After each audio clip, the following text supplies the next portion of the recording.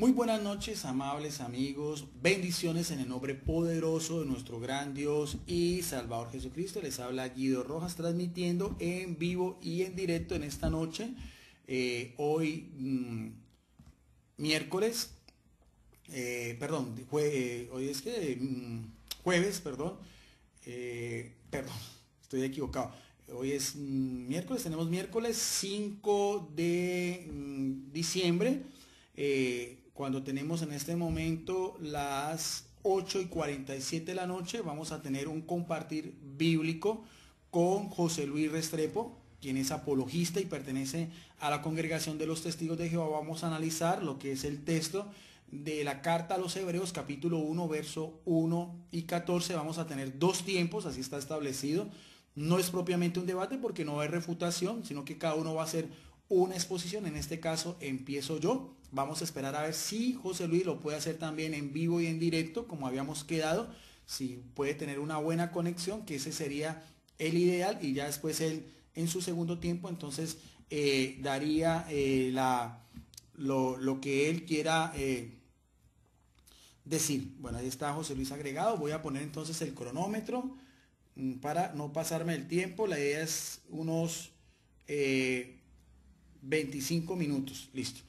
Bueno, yo voy a hacer este estudio de Cristología. Lo voy a hacer con esta Biblia, la Biblia de Estudio Scofield. Es una Biblia de estudio, como todas las Biblias evangélicas, de la Reina Valera del año de 1960. Voy a tener como referencia esta Biblia.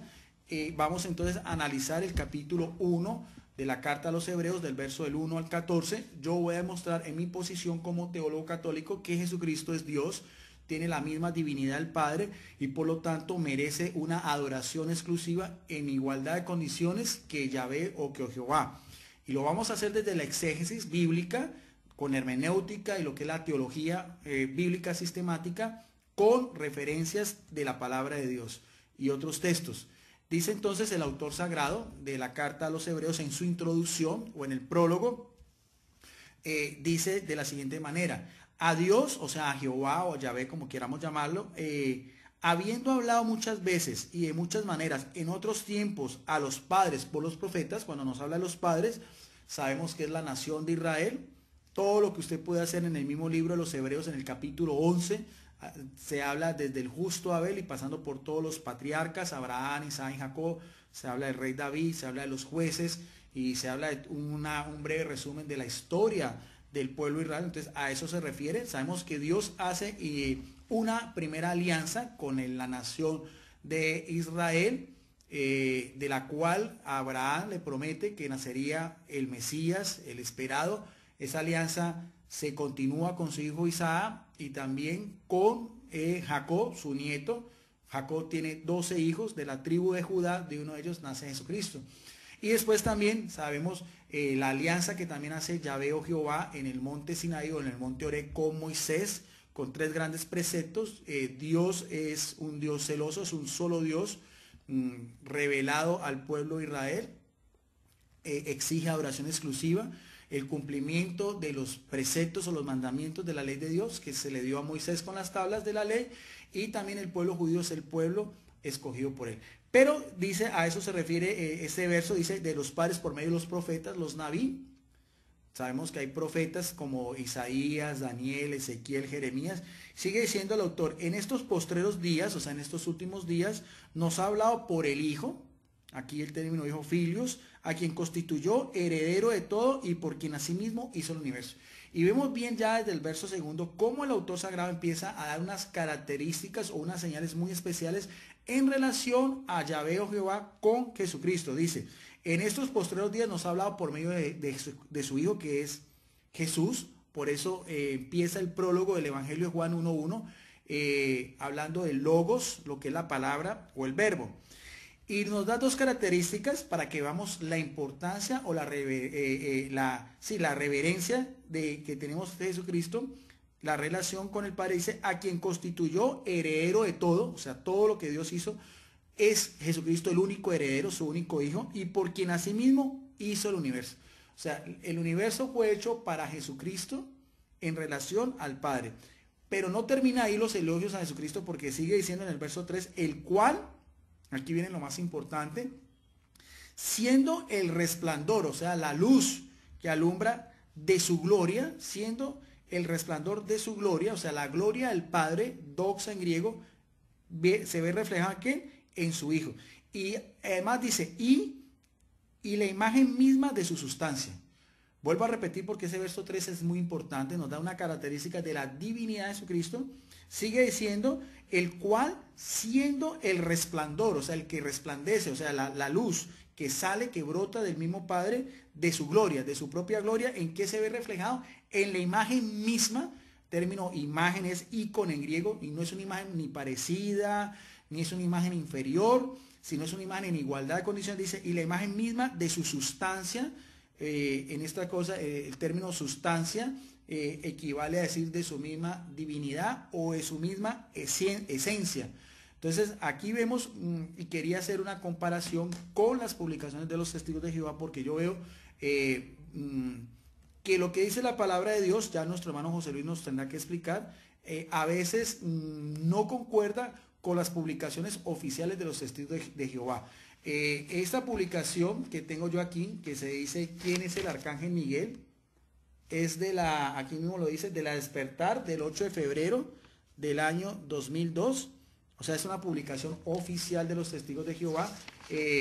Dicen ellos, con referente al tema del arcángel Miguel, que ya lo tratamos anteriormente, pero sí tiene relación con el tema de hoy, porque dicen ellos en su párrafo final, aquí está subrayado en resaltador naranja, dice, una vez resucitado Jesús fue ensalzado a un puesto superior en el cielo como una criatura espiritual, y da como referencia a Filipenses 2:9.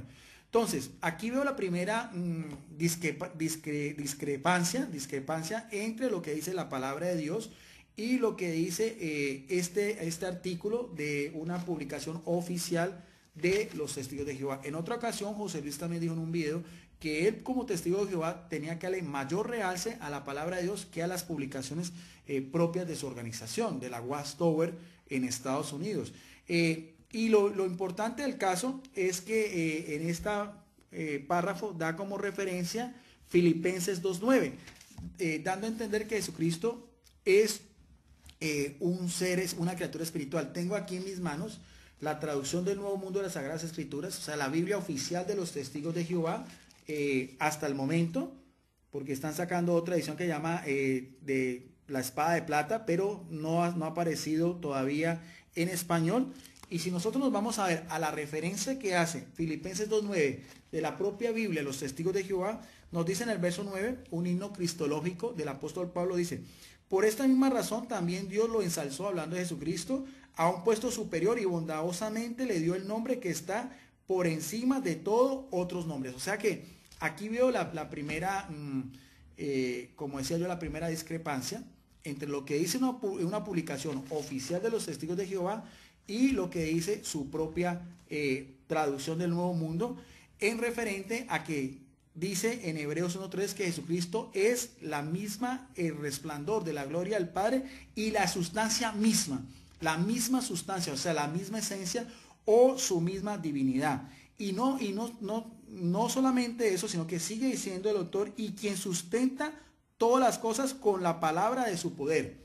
Vemos bien que Jesucristo también es todopoderoso, una cualidad en griego, pantocrator, que los testigos de Jehová solo lo atribuyen a Jehová Padre. Aquí nos vemos en el verso 3 que el mismo autor sagrado, que está por encima de cualquier publicación de los humanos, sea de la Iglesia Católica o sea de las propias Watchtower, nos dice que todo lo que está en el universo lo sustenta Jesucristo con su palabra poderosa. O sea que vemos que aquí Jesucristo sí es todopoderoso, al igual que el Padre. Vuelvo a repetir, dice, y quien sustenta todas las cosas con la palabra de su poder, habiendo efectuado la purificación de nuestros pecados. Vemos bien que todo el verso 3 está en relación a Jesucristo. Ya aquí nos va a hablar de la redención, de cómo Jesucristo se inmola por nuestros pecados. Dice, por medio de sí mismo.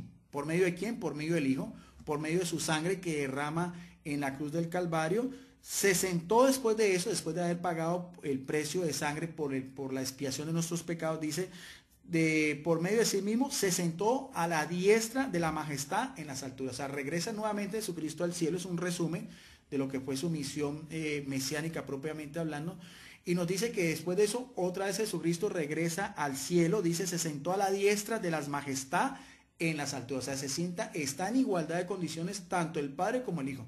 Nótese bien que la palabra de Dios no dice que el Hijo está por debajo del Padre o está en una posición inferior, sino que vuelve a resaltar que dice, se sienta a la diestra, o sea, a la derecha de la majestad en las alturas. Entonces, en estos primeros 3 versos, vemos también cómo se resalta que Jesucristo es, en primer lugar, es el único Hijo de Dios, es el heredero de todo lo que el Padre creó. Todo fue también hecho con su palabra poderosa, sostiene el universo con su palabra poderosa, es el mismo resplandor del Padre y tiene la misma sustancia. Y también después de haber estado en la tierra, regresado al cielo, está sentado a la diestra de la majestad en las alturas. Sigue diciendo, Cristo como una persona superior a todas las demás personas, el Hijo superior a los ángeles. Estos son los subtítulos que se dan en esta Biblia de Estudio Scofield. Dice ya en el verso 4, hecho tanto superior a los ángeles. Vamos otra vez, este himno como exalta a Jesucristo. Dice, hecho tanto superior a los ángeles, cuanto heredó más excelente nombre que ellos, que los ángeles. Porque a cuál de los ángeles dijo Dios jamás, aquí viene, va a poner una interrogación, dice, mi hijo eres tú, yo te he engendrado hoy. Y otra vez dice, yo seré a él padre y él será mi hijo. Eso está en el verso 5. Aquí vemos también claramente cómo la palabra de Dios dice que Jesucristo está en una posición muy superior a cualquiera de los ángeles porque tiene que, lo veíamos en el verso 3, tiene la sustancia misma del Padre. Eso porque quiero hacer colación, porque en esta otra publicación también de los testigos de Jehová son publicaciones que no son, por ejemplo, como en la visión de los testigos de Jehová, nueva revelación, o sea, porque hay los primeros escritores del fundador de los testigos de Jehová, Charles T. Russell, y su sucesor, el llamado juez Rutherford, y los otros primeros presidentes de la sociedad Watchtower, sus publicaciones y sus libros ya han sido por lo que ellos llaman una nueva luz, o sea, han claudicado, pero estas publicaciones como la que tengo aquí de la revista Despertar sobre quién es Jesucristo el Arcángel Miguel, eso sigue siendo doctrina oficial de los testigos de Jehová. Este libro también José Luis reconoció que es un libro oficial de los testigos de Jehová y es reciente, o sea que esto sí es la luz para ellos, es lo que ellos llaman el alimento espiritual que le viene a sus dirigentes, que son conocidos como el esclavo fiel y discreto, allá cerca de Nueva York, en Glory, en su sede mundial.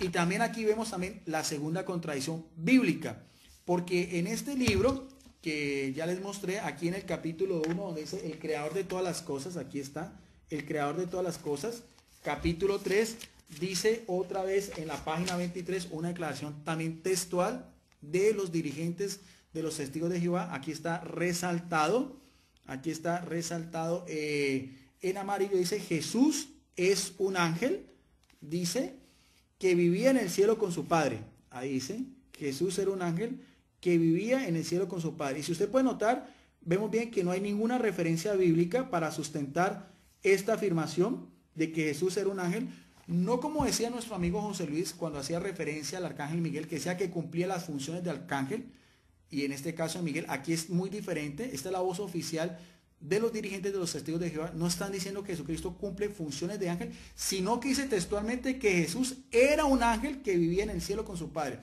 Completamente contrario a lo que encontramos en la palabra de Dios en el verso 4 y en el verso 5. Y también más adelante, otra vez en el mismo libro, ya en el capítulo 8, aquí está otra vez subrayado, está en la página 47 para que cualquier persona pueda corroborar lo que yo estoy diciendo. Vuelven otra vez a decir en este libro, que es un libro de enseñanzas para los niños testigos de Jehová, que se llama Aprendamos del Gran Maestro. Aquí aparece Aprendamos del Gran Maestro. Otra vez, capítulo 8, vuelven otra vez los autores de esta publicación, dice, Jesús vivió con Dios en el cielo. ¿Era un hijo espiritual o un ángel? Entonces, nuevamente lo mismo. No dice la palabra de Dios que Jesucristo ni era un ángel, ni tampoco hay una sola referencia donde nos diga que Jesucristo sea una criatura espiritual.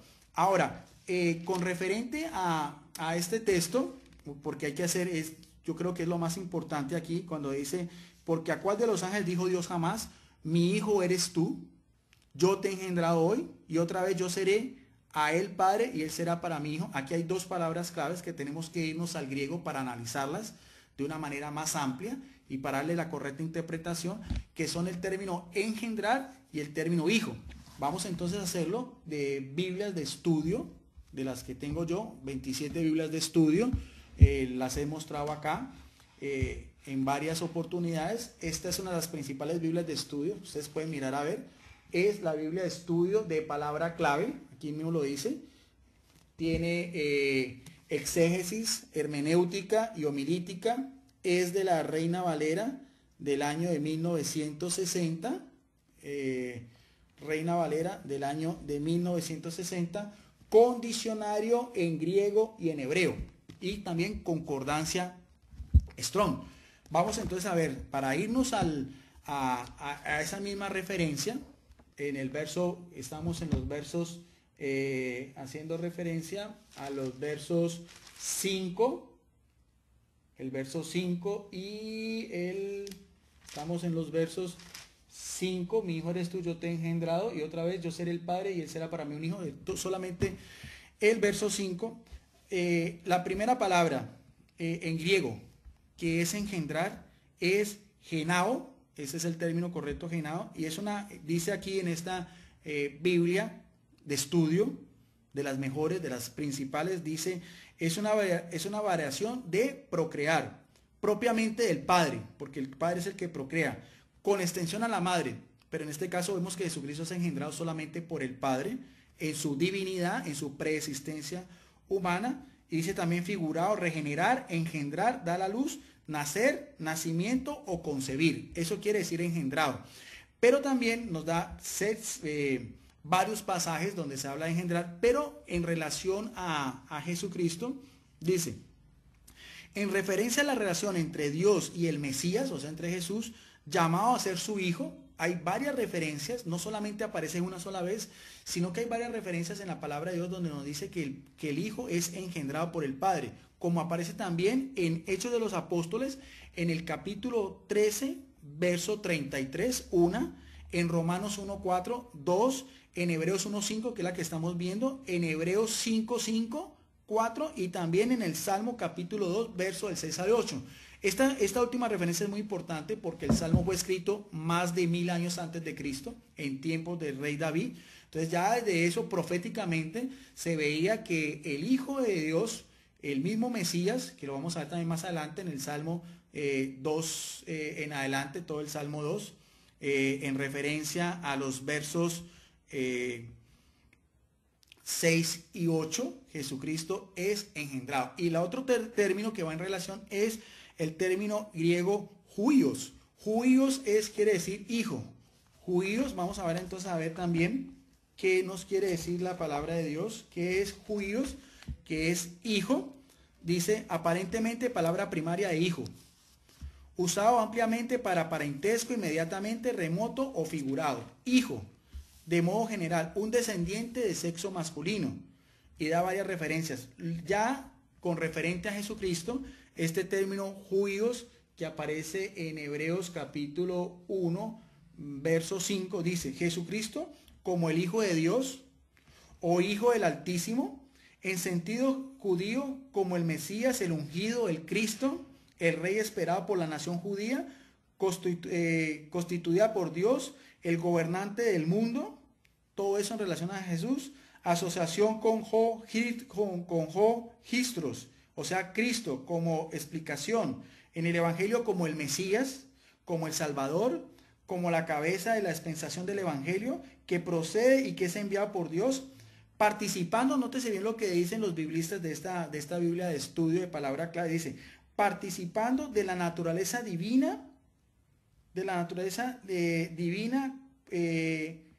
y de una íntima unión con Dios Padre. Repito esto último que es lo más importante, dice, participando de la naturaleza divina y de una íntima unión con Dios Padre. Y da como referencias, ¿saben cuántas citas bíblicas dan como referencias? 60 citas bíblicas, que no tendría el tiempo suficiente para decirlas una por una, pero de todas maneras ahí está. Esta es la Biblia de palabra clave en la página 5207 en referencia al término judíos, que quiere decir hijo, y también genama, que quiere decir engendrar. Biblia de palabra clave. O sea que ahí vamos viendo también cómo Jesucristo, por ser engendrado, tiene la misma naturaleza del Padre, tiene también esa coexistencia con el Padre, pero no solamente lo aparece en la carta a los Hebreos, el mismo apóstol Pablo también en sus epístolas también habla de cómo Jesucristo es la imagen misma de Dios Padre. Ustedes pueden buscar en la carta a los Colosenses, en el capítulo 1, verso 15, y también en 2 Corintios 4:4, también el apóstol Pablo en Colosenses 2:9 dice que Jesucristo, en él reside toda la plenitud de la divinidad en forma corporal. Entonces todas esas citas bíblicas también están en referencia exaltando la divinidad de nuestro Señor Jesucristo. Y sigue diciendo, y otra vez, cuando introduce el primogénito al mundo, dice, y este término primogénito es muy importante, que en griego es protogenes, proto, primero, y genes, único en género, raza o parentesco. Los testigos de Jehová, lo va a explicar también José Luis, porque él tiene también derecho a dar su explicación. Ellos dicen que Jesucristo es la primera criatura creada directamente por el Padre. Eso no aparece en ninguna parte de la Biblia, porque el término primogénito dice dos cosas. Primero, o ser el primer hijo o también el primero en importancia. En este texto de la carta a los Hebreos voy a demostrar cómo el término primogénito es en relación a que no es el primer ser creado por Dios, porque había una contradicción, o es creado o es engendrado, una de las dos. Jesucristo no puede ser al mismo tiempo engendrado y por otro lado creado. Ya vimos que hay 5 citas bíblicas donde dice que Jesucristo es engendrado, tanto en el Antiguo Testamento, en el Salmo 2:5, como en Hechos de los Apóstoles capítulo 13, verso 23, también en Romanos 1:4, en Hebreos 1:5 y en Hebreos 5:5. Entonces ahí está esa gran diferencia. Entonces dice también en el verso 6, cuando introduce el primogénito en el mundo, dice, y adórenle todos los ángeles de Dios. Y ese término adoración en griego es proskuneo, que da a entender también puede ser reverencia, respeto, o señal de estar ante la presencia de alguien superior. Pero vemos bien que en esta Biblia de estudio, que es la Biblia de estudio Scofield, el término con que los biblistas lo han descrito de los textos originales, o sea, de los manuscritos más antiguos en griego koiné, es el término adoración, que es exclusivo también tanto del Padre como del Hijo. Y aunque los testigos de Jehová en su Biblia le han puesto otro término, que está aquí en esta Biblia de los testigos de Jehová, en la Biblia de ellos, si vamos a analizar el texto de Hebreos también 1:6 dice, pero cuando introduce de nuevo a su primogénito en la tierra habitada, dice, y que todos los ángeles de Dios le rindan homenaje. Esto es lo que aparece en la Biblia de los testigos de Jehová, que está subrayado en amarillo, en la página 1480. Pero también podríamos decirle a los testigos de Jehová que realmente si esa es la mejor traducción. No solamente porque aparezca en la traducción del Nuevo Mundo los testigos de Jehová, que podemos nosotros deducir que esa es la mejor interpretación, o más bien, como diría yo, es una interpretación que va de acuerdo a lo que los testigos de Jehová creen en Jesucristo. Ya vimos cómo ellos piensan que Jesucristo es una criatura espiritual, lo vimos de sus publicaciones oficiales, y también piensan que Jesucristo es un ángel. Entonces, esa es una forma de demostrar ellos en su Biblia que Jesucristo no está en igualdad de condiciones del Padre y que por lo tanto no debe de adorarlo. Ahora bien, si eso nos vamos a ir de versiones de la Biblia, de traducciones, yo quisiera preguntarle a nuestro amigo José Luis cuando le toque el turno, si él me puede mostrar en físico, si él tiene Biblias de las mejores traducciones, Biblias católicas y Biblias evangélicas, donde se diga que Jesucristo, en ese término, el mismo Jehová o el mismo Yahvé está diciéndole que le rinden homenaje, o realmente Dios Padre está diciendo que a su Hijo hay que adorarlo. Curiosamente, cuando uno va a investigar en lo que es la historia de los testigos de Jehová con esta Biblia que tengo en mis manos, esta es la traducción del Nuevo Mundo de las Santas Escrituras, la primera versión al español, para que vean ustedes que también es una Biblia propia de los testigos de Jehová. Esta es la ya empezando, escrita en el año de 1967. Esta Biblia ya claudicó por esta otra. Miren bien que la introducción es la misma, aparece lo mismo, casi lo mismo también, ¿ve? Traducción de las Santas Escrituras, que es del año de 1987, pero en la primera Biblia, que es conocida de pasta verde, que ya ningún testigo de Jehová pues utiliza en sus predicaciones, dice también en sus páginas iniciales, dice traducción de la versión en inglés de 1965, pero dice consultada fielmente los antiguos textos hebreos y griego. Eso mismo también aparece en la Biblia también de ellos, en la de 1967, dice una traducción revisada basada en la versión de 1984 en inglés, pero consultada fielmente los antiguos textos hebreo y griego.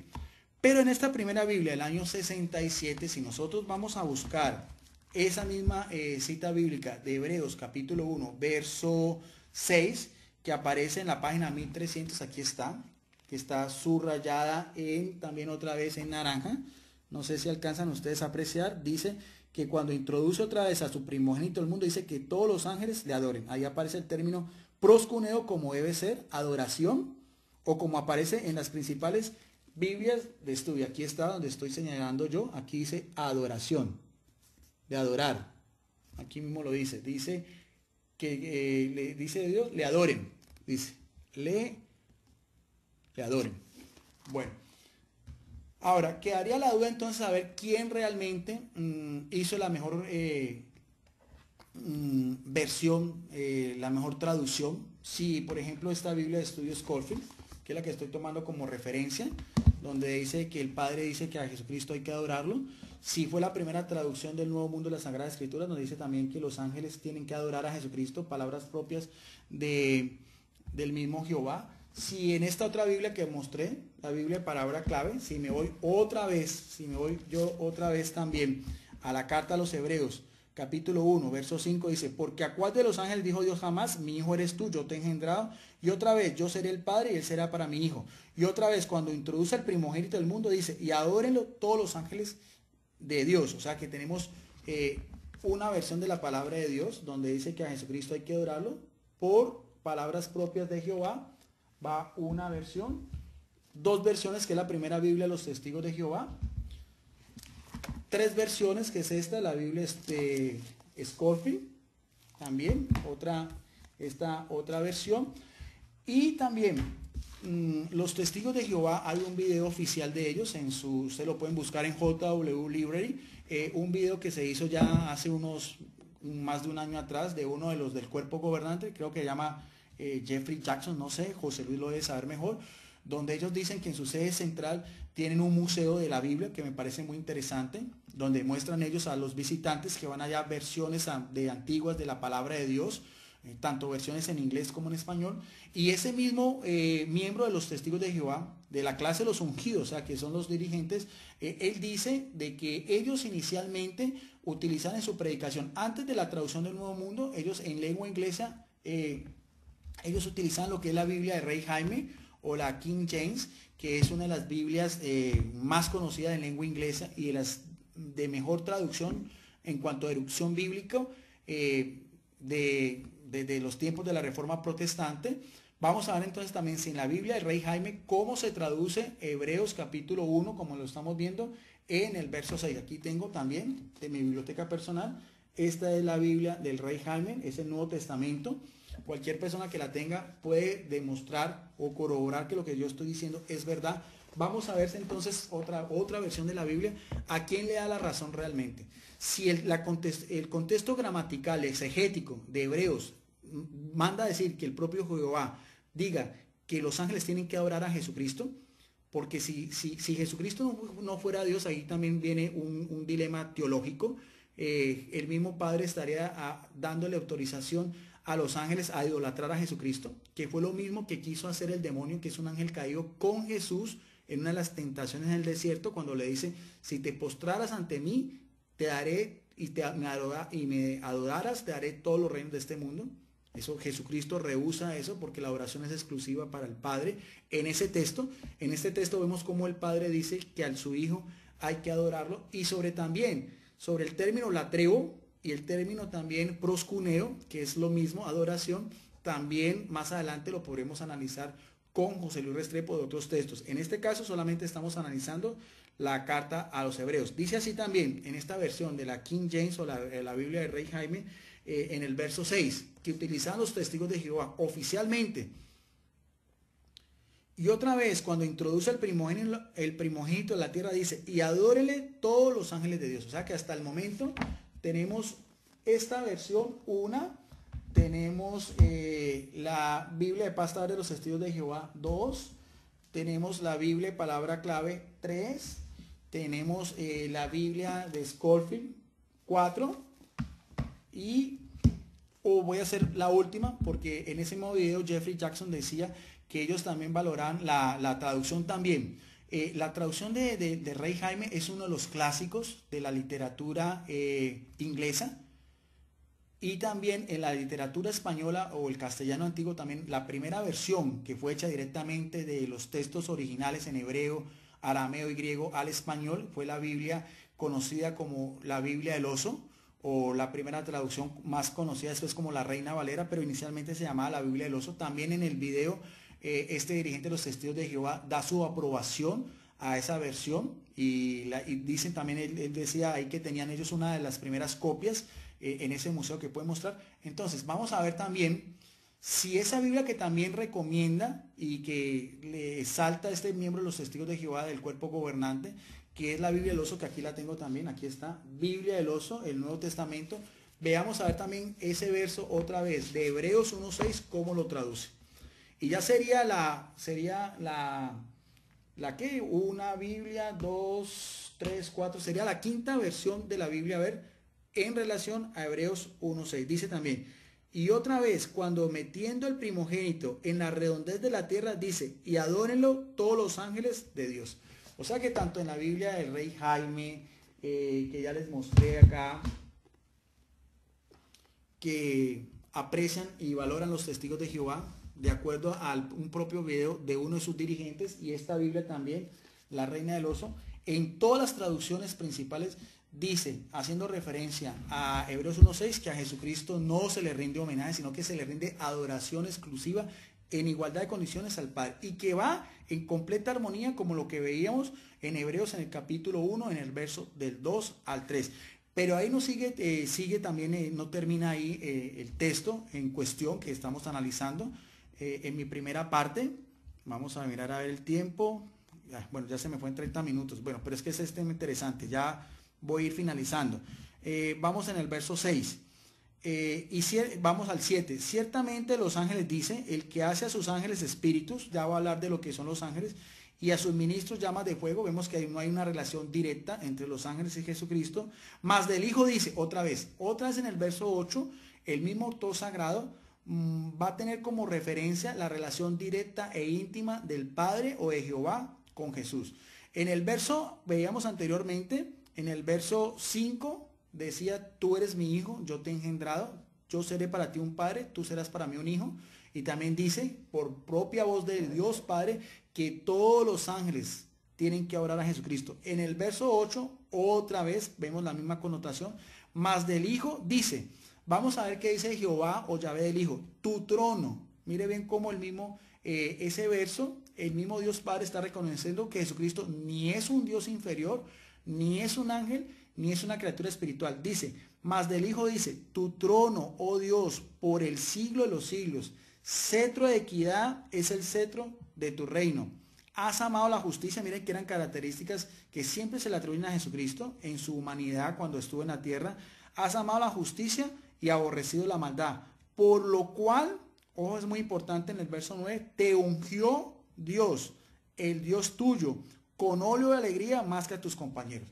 Aquí voy a hacer una referencia, también voy a hacer una explicación exegética. En primer lugar, cuando veíamos anteriormente en el verso 6 que Jesucristo es primogénito, aquí mismo lo dice, no es porque sea el primero entre todos los ángeles creados, no, sino porque es el primero en importancia entre los compañeros, que en este caso serían los ángeles, porque estamos hablando solamente de un momento que pasó en el cielo, entre el Padre, su Hijo, ensaltándolo, engrandeciéndolo en relación a todos los ángeles o todos esos seres espirituales. Entonces por eso dice que, por eso dice, con el óleo de alegría más que a tus compañeros. En este caso los compañeros serían los ángeles, que están en el cielo, pero no son de la misma condición de Jesucristo. No tienen la misma divinidad, como lo decíamos en el verso 2 y 3, no tienen la misma esencia del Padre, no es el mismo resplandor del Padre, solamente son compañeros porque están en el cielo, en la relación que estaba el Padre con el Hijo. Pero para que veamos claro que el mismo estos versos del 8 al 9, el mismo Jehová está haciendo referencia a su Hijo Jesucristo, porque dice, por lo cual te ungió Dios, el Dios tuyo. El hecho que se llame también que Jesucristo tenga al Padre por Dios, eso no hay ninguna, no sería tampoco algo que desmerite a Jesús, porque de todas maneras sabemos que también el Padre es Jehová o Yahvé, es tanto su Dios como también es su Padre. Porque solamente también la palabra de Dios dice que Jesucristo es el unigénito del Padre. O sea, y el término unigénito, monogenes, quiere decir el único en su raza, el único en su especie, el único que tiene la misma sustancia del Padre. Eso también aparece no solamente en uno, sino en 3 versos de la Biblia. En Juan capítulo 1, verso 14, verso 18 y en Juan 3:16.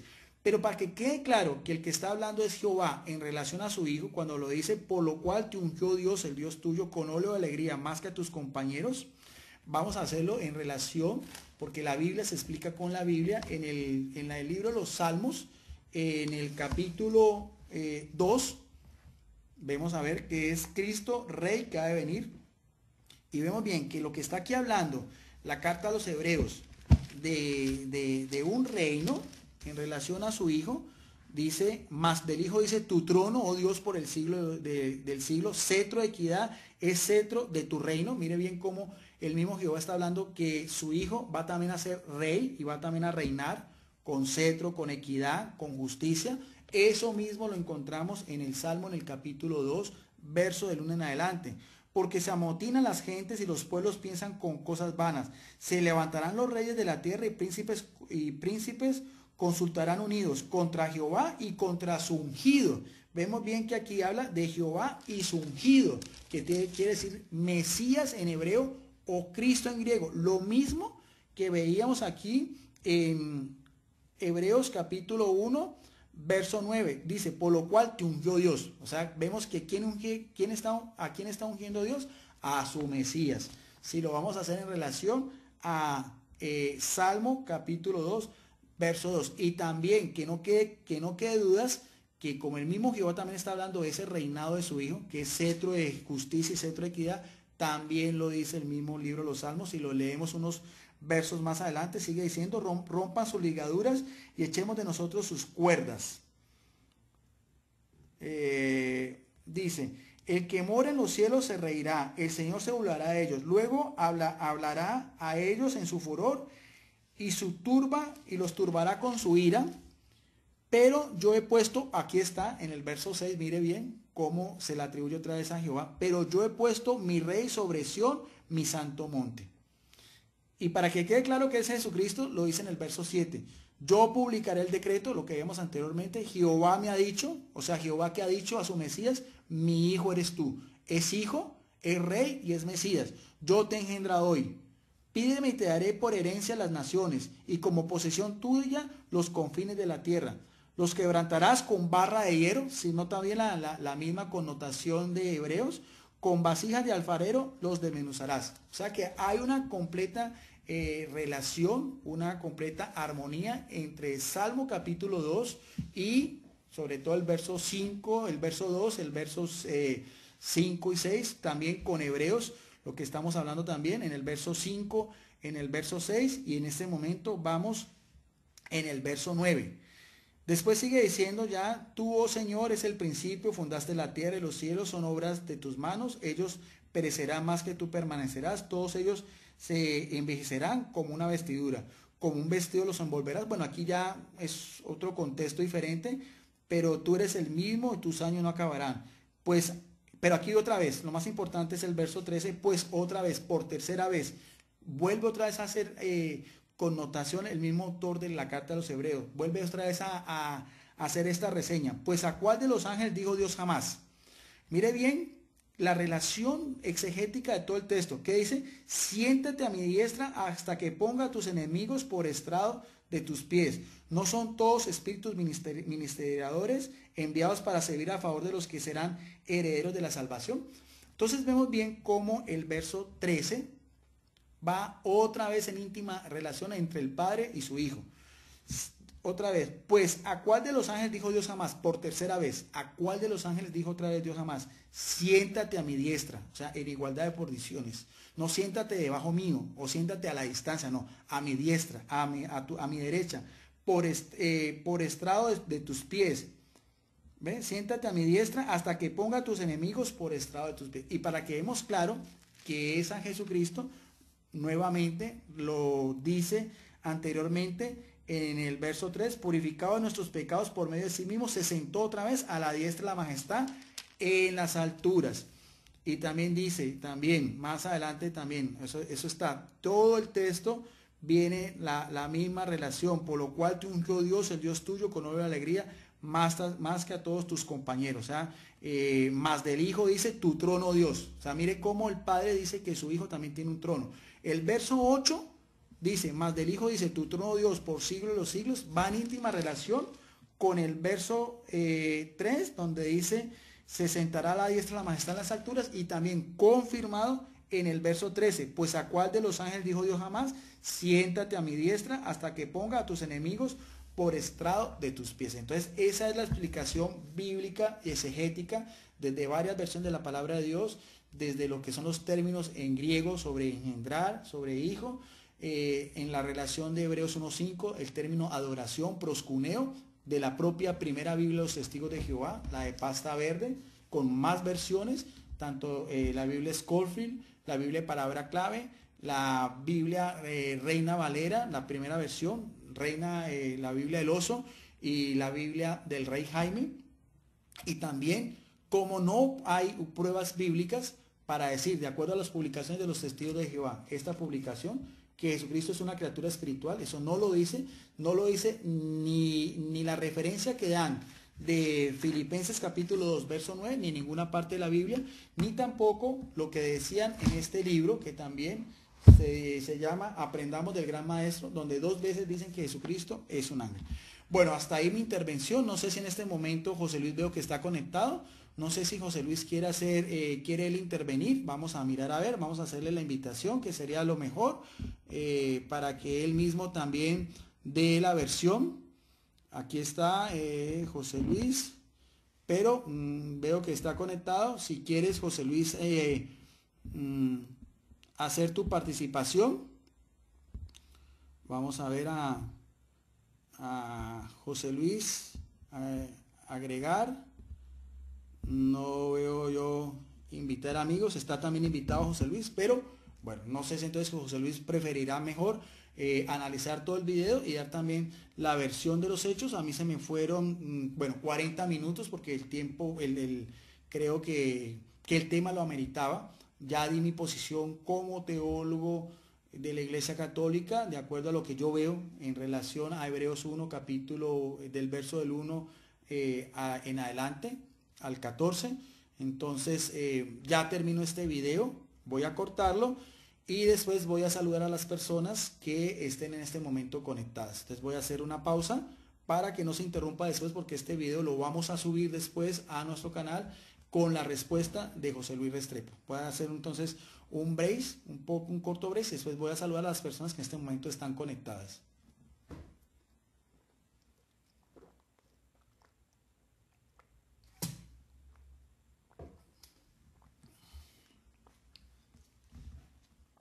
Bueno, ya entonces, ya para finalizar, entonces, como siempre, saludo a las personas que en este momento están viendo la transmisión. Sergio Montezuma dice, excelente explicación, hermano, muy bien, detallada, texto muy claros, que lo demuestran, bendiciones, muy bien, hermano Guido Rojas. Gracias entonces a José Montezuma, que en este momento está viendo el video. También saludes a Américo López, también saludes a Carlos C. Hidalgo. Bueno, ya me dice, ya pasan los 25 minutos, sí, se me fueron 40, pero también José Luis tendrá ese mismo tiempo para explicar. Si quiere menos, también, eso no es, pues, por así decirlo, una camisa de fuerza. Godínez López, Pedro Gómez, así viendo, bueno, está ya hablando de otra cosa. Saludos también a Sergio Fernando Figueroa, también. Bendiciones. A José Campo también está viendo este video. Godínez López también, gracias. A Walter Panqueva también. A Ana Pineda también, bendiciones. A nuestro hermano Carlos Antonio también. José Anariva también. Bueno, aquí hay otro hermano, Agustín Dipona también, un apologista católico con el cual también José Luis tuvo también unos compartir también. Bendiciones al apologista Agustín Dipona. A la hermana Gloria Martínez también, está viendo el video. Evangelista Ángel Regalado también, bendiciones al evangelista Ángel Regalado. A René Torres, defensor católico. Bueno, también, ¿quién más está por acá? Alberto Gutiérrez Solís. Bueno, también estoy saludando. A Lupita La Guerra también. Bendiciones. A Julio Martínez, a Fernando Iván López Molina. También a nuestra hermana Pablo Andrea Solorzano, también de Palmira, donde yo vivo. Manuel Benítez también. Bendiciones. Noé S. Robero también. Bendiciones. A Cruz Francisco también, vio este video. A nuestro amigo moderador Mónico Vázquez también, bendiciones. Ya Noé Robledo ya lo saludé. A García Castillo West también, bendiciones. Martín T. González dice, ahora falta que el hermano separado salga en defensa de los hijos de Jehová. Bueno, eso ya es claro, de todo derecho. Pedro Gómez también dice, vaya amigo también. Bendiciones a Pedro Gómez. Bueno, ahí están comentando otras cosas. Luis Enrique Arancibia también está viendo este video, esta transmisión. Brian Torres también. A nuestra hermana y amiga López Mayra, bendiciones, hermanito Guido Rojas, Dios le pague por sus enseñanzas. Gracias a la hermana López Mayra, que ha colaborado, me ha mandado 2 ofrendas con las cuales se han repartido folletos de lecturas católicas en varias parroquias y de las cuales ya hay constancia en fotos, 12 parroquias ya visitadas. Pedro Gómez también está haciendo sus comentarios. Manuel Andrés Rodríguez también. César Francisco Villalobos Segura también. ¿Quién más está aquí? Antes de finalizar, Elmer Hernández también, bendiciones. Cipriano Sigajaú también. Bueno, hay varios comentarios de Pedro Gómez. Sergio Montezuma, saludos hermano Listo, hermano Guido Rojas, con oídos de discípulo. Gracias a Sergio Montezuma por su voz de aliento. Manuel Andrés Rodríguez también vio el video. La señora Elizabeth Fuentes también. Martín T. González también, ya lo había saludado. Bueno, ¿quién más veo por acá? Alberto Gutiérrez Solís, Guido Rojas, ¿por qué no les...? Bueno, estos me están hablando de otras cosas del foro. ¿Quién más? Vamos a ver. Faustino de León también, me está viendo el video. Vicky Caicedo Orozco también de Palmira, bendiciones a mi amiga Vicky. Juan Pablo Vidarte Casaño también. Luz Estela Rusi también. Ciro Ignacio Aguilar Galván, nuestro amigo Rubén García. Gracias también por mirar este video. René Torres, defensor católico también, bendiciones al apologista. A nuestra hermana Pamela Knox, bendiciones, hermana evangélica también. Nuestro amigo también, bendiciones. Bueno, ¿quién más está por acá? La hermana Chayo Cervantes también veo el video. Sánchez Ortiz, Claudio Sánchez también, nuestro amigo católico. Saludos, Dios Rojas, Dios te bendiga, gracias. Igual a Claudio Sánchez. Nuestro hermano también evangélico del foro, Luis Daniel García Ortega también. Un saludo para él. ¿Quién más veo por acá? Bueno, ya son casi todos los mismos. Y entonces ya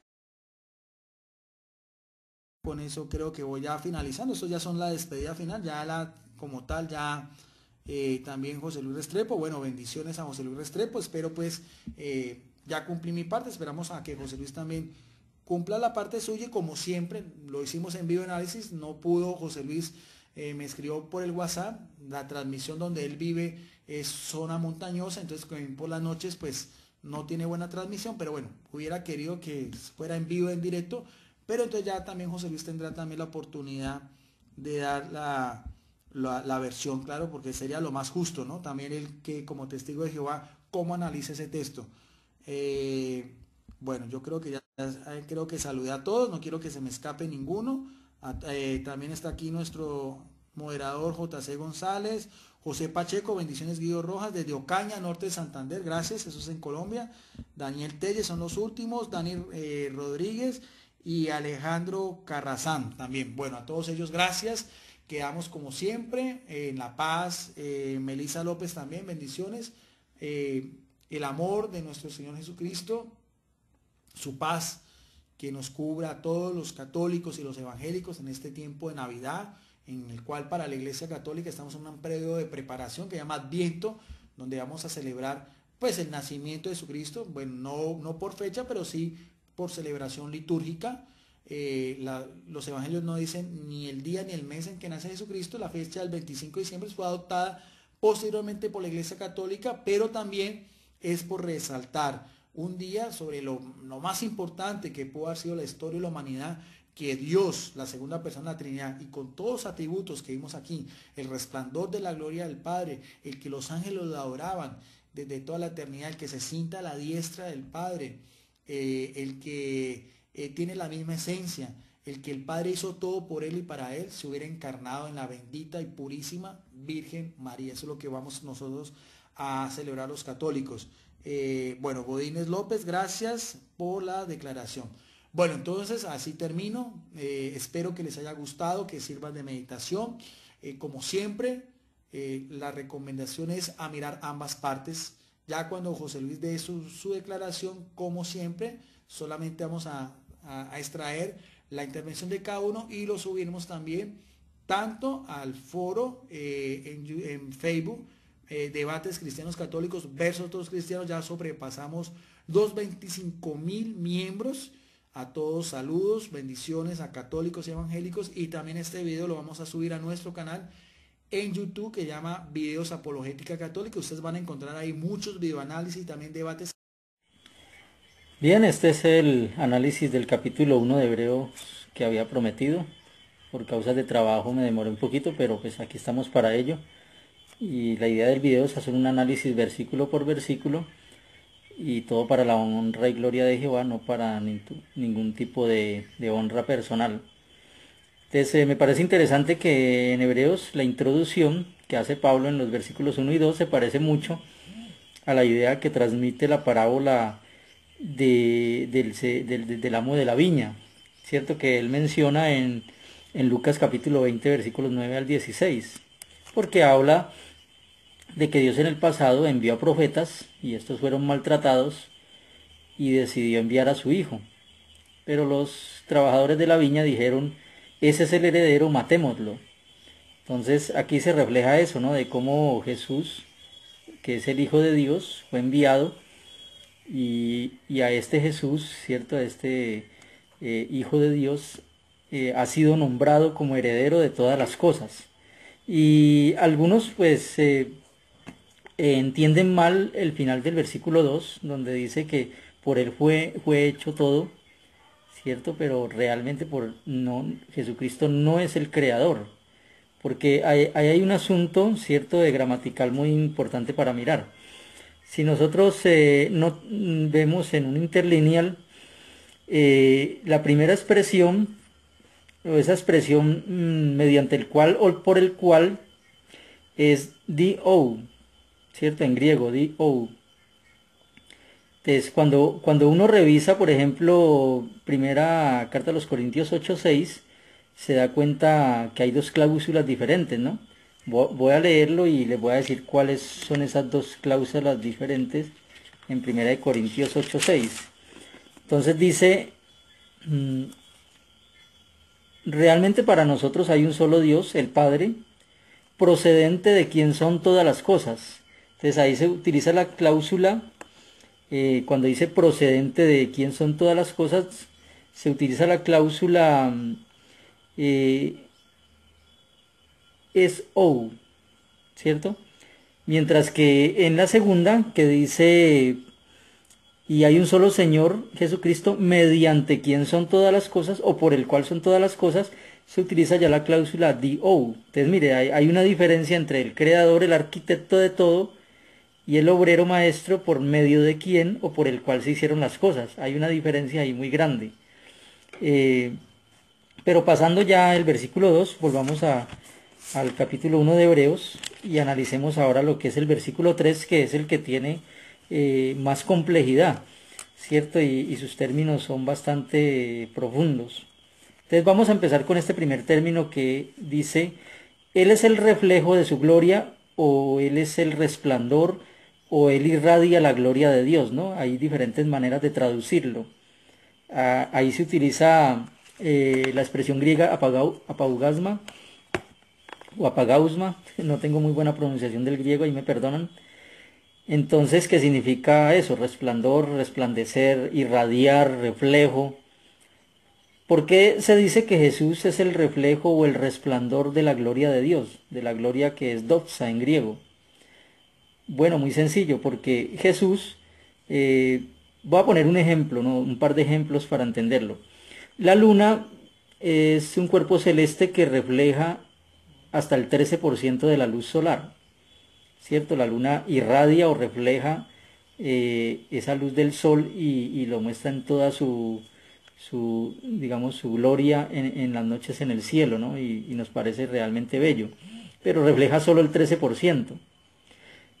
Un segundo ejemplo es el que recuerdo de Arquímedes allá en la antigua Grecia, quien usó una especie de espejos reflectores para que la luz del sol resplandeciera de una manera tan grande, tan aumentada, que inclusive dice pues el mito, no sé qué tan cierto fue el hecho, no se ha comprobado del todo, que inclusive quemó los barcos y las naves romanas. Entonces, un ejemplo de cómo puede algo reflejar e irradiar, ¿cierto? La luz poderosa del sol. Lo mismo pasa con Jesucristo. Jesucristo irradia, refleja la luz poderosa de su Padre Celestial. Pero eso no lo hace ser el mismo Padre Celestial, el mismo Dios.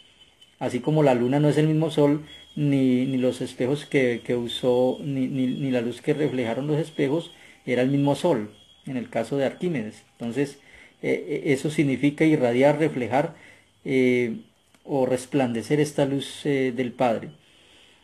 Inclusive los mismos escogidos pueden también llegar a reflejar o a resplandecer como iluminadores. Pueden llegar a reflejar la gloria de Dios. Vamos a ver unos textos que lo comprueban. Bien, entonces vamos a leer lo que es la segunda carta a los Corintios, capítulo 3, versículo 18. Pero entonces voy a leerlo en la Biblia de Jerusalén, en la Biblia católica, para que se vea el sentido de lo que estoy diciendo. Dice 2 Corintios 3, 18, Biblia de Jerusalén. Mas todos nosotros, ¿cierto? Está hablando de los escogidos, que con el rostro descubierto reflejamos como un espejo la gloria del Señor. Nos vamos transformando en esa misma imagen, cada vez más gloriosos, así como actúa el Señor, que es Espíritu. Este texto es muy claro al decir de que, al igual que Jesucristo refleja o resplandece o irradia la luz del Padre, los escogidos a su vez también reflejan como un espejo, resplandecen e irradian la luz del Señor. E inclusive dice que se transforman en su misma imagen. Entonces ahora más adelante vamos a ver ese término imagen también en el mismo versículo 3 de Hebreos. Entonces, ¿significa eso de que los escogidos también sean la propia deidad o el propio Dios? Por causa de que reflejan o resplandecen la gloria de Dios. Seguro que no. Ahora, ¿qué hay de la palabra gloria? Doxa en griego. O sea, ¿qué significa que Jesús refleje o resplandezca con la gloria de Dios? Bueno, algunos equivocadamente, ¿cierto? Para, digamos, enseñar, reafirmar su doctrina trinitaria, dicen y citan Isaías 42:8, donde dice que Jehová no comparte su gloria. Pero generalmente este texto es mal interpretado y sacado de contexto, ya que ahí habla de que Dios no comparte su gloria ni con dioses falsos ni con imágenes esculpidas, ¿cierto? Con imágenes de yeso, de metal, de lo que sea. Dios no comparte su gloria con esas imágenes. Pero Dios sí ha dado gloria a su Hijo, como ya lo leímos en el texto. Y no solo a su Hijo. Vimos también en la carta de los Corintios de que también le da gloria a sus propios escogidos, a los propios escogidos. Y es más, hay otros textos que nos indican que Él sí comparte su gloria con ellos. Voy a leer Hebreos mismo que estábamos analizando el capítulo 1, pero ahora pasemos al capítulo 2. En el versículo 7 se habla del hombre, ¿no? Del ser humano, y dice que Dios acerca hacia ellos, dice, lo hiciste un poco inferior a los ángeles. Con gloria y honra lo coronaste y lo nombraste sobre las obras de tus manos. Entonces, el texto es muy claro cuando dice que al hombre Dios lo coronó de gloria y de honra. Entonces, Dios sí le dio gloria al hombre. Pero lo más interesante aún es que en el versículo 9 se habla lo mismo de Jesús. Dice, pero contemplamos a Jesús, que había sido hecho un poco inferior a los ángeles, coronado de gloria y honra por haber sufrido la muerte. Entonces Dios no solo coronó de gloria a Jesús, sino que también coronó de gloria o compartió gloria con el ser humano. Ese es un texto que dice bastante. Pero vamos a ver otro texto. Apocalipsis 21:11. En Apocalipsis 21:11 se habla de que Dios también dio gloria, pero vamos a ver a quién. Dice, desde el 10 dice, de modo que me llevó en el poder del Espíritu a una montaña grande y encumbrada y me mostró la santa ciudad de Jerusalén que descendía del cielo desde Dios y que tenía la gloria de Dios. Su resplandor era semejante a una piedra preciosa. Entonces mire, hasta la Nueva Jerusalén dice que refleja o resplandece con la gloria de Dios. Este es otro texto que ya vimos que tanto el ser humano, tanto los escogidos como la Nueva Jerusalén reflejan la gloria de Dios. Otro texto es el de Romanos 2, 7 y 10, donde también se habla de que los que son obedientes recibirán también gloria de parte de Dios. Y voy a leer un texto más sobre este asunto de la doxa o la gloria que refleja el ser humano y que refleja a Jesucristo, que es Juan 17, una oración del propio Jesucristo. Él dice en el versículo 22 lo siguiente, aquí está, ustedes también pues ahora sienten en realidad desconsuelo. No, busqué mal el texto, 17:22 dice, además les he dado la gloria que me diste, o sea, noten esa expresión, Jesucristo recibió del Padre gloria, Él la refleja, Él resplandece esa gloria y también se la da a sus propios discípulos. O sea, los discípulos también reciben esa misma gloria. Entonces, por recibir gloria, por Dios compartir su gloria con su Hijo y con los discípulos, con los escogidos, entonces indicaría eso de que todos son la misma deidad. Obviamente no. Simplemente estamos hablando de que Dios, cierto, es el que ha decidido compartir esa gloria, ha decidido darle esa gloria a su Hijo por su obediencia y también a los escogidos por la misma razón. Obviamente la gloria que tiene Jesús y la que tienen los escogidos no es al mismo nivel, tal como la luna no refleja el 100% de la gloria del sol, ¿cierto? Entonces Jesucristo sí refleja totalmente la gloria de Dios. Eso sí lo tenemos que reconocer. Pero eso no lo hace que la luna sea el mismo sol, ¿no? Bueno, ahora hablemos en Hebreos, siguiendo ahí en Hebreos 1:3, de otra expresión que también es bastante compleja. Sigue diciendo el texto, Él es el reflejo de su gloria y la representación exacta de su mismo ser. Bueno, ahí la palabra representación es carácter, ¿cierto? Representación, que es carácter, también se traduce como imagen, ¿cierto? Jesús es la representación o la imagen de Dios. También se dice que eso significa un grabado o una impronta, ¿cierto? Jesús es como cuando uno ve un hijo muy parecido a su padre y uno dice, es que es la misma estampa, es la impronta de su padre. Entonces mire, estamos hablando de dos personas diferentes, dos seres diferentes, no del mismo. Eso mismo pasa con el Padre y con el Hijo. Entonces Jesús es la imagen o representación de su Padre, como lo dice Colosenses 1:15. Incluso nosotros, ¿cierto? También podemos llegar a ser una imagen o una impronta del Hijo, ¿no? Lo dice Romanos 8:29. Romanos 8:29 dice, porque a los que dio su primer reconocimiento también los predeterminó para que fueran hechos conforme a la imagen de su Hijo. Entonces, mire, los escogidos también pueden llegar a ser la imagen del Hijo. Entonces, algunos dicen, según Colosenses 1:15, teniendo en cuenta Colosenses 1:15 de que Jesús es la imagen de Dios, de que hay mucha diferencia en que Cristo es la imagen de Dios, eikon, a decir que los seres humanos son creados a imagen y semejanza de Dios, que es kat eikonen. Entonces algunos dicen que ahí hay diferencia, que una cosa es ser la imagen y otra cosa es ser creado a imagen. Pero vamos a ver un texto que nos dicen si realmente el hombre no es creado también a imagen de Dios. Vamos a ver un texto que es 1 Corintios 11:7. 1 Corintios 11:7. Entonces miren lo interesante de este texto. Porque el varón no debe tener cubierta la cabeza, puesto que es la imagen y gloria de Dios. Eikon, es la imagen, eikon, de Dios. O sea, si Jesucristo en Colosenses 1:15 dice que es la imagen de Dios, eikon, también en 1 Corintios 11:7 dice que el varón también es eikon, imagen de Dios.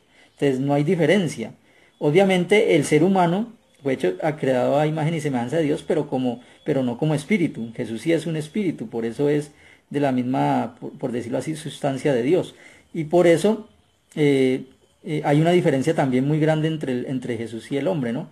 Eso también hay que reconocerlo, y es que Jesús es unigénito y primogénito de Dios, mientras que el hombre no. El hombre es una creación muy posterior. Pero sigamos con el análisis de los términos del versículo 3.